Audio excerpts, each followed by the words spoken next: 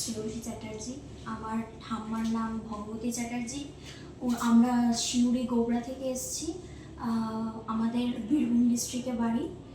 আমরা আমার ঠাম্মা হঠাৎ করে একদিন বেরোতে গেছিলো বাড়ি থেকে, তখন একটা স্কুটিতে এসে ধাক্কা মারে। ঠাম্মার পায়ে লাগে, পায়ের ওই বলটা ক্র্যাক হয়ে যায়। তো এখানে আমরা সমস্ত কিছু জানার পর আসি। তো এখানে ডক্টর সৌগত সোমের সাথে দেখা করি। উনি ওনার চেক আপ করার পর উনি বলেন যে অপারেশন করতে হবে। তো সেই মতো আমরা অ্যাডমিশনও করাই।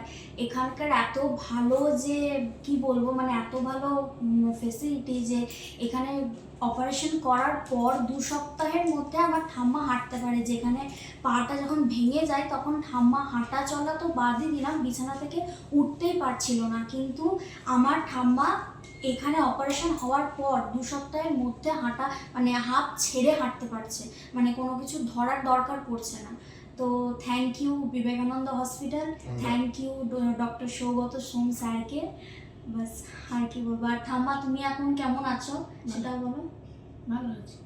হ্যাঁ, থ্যাংক ইউ।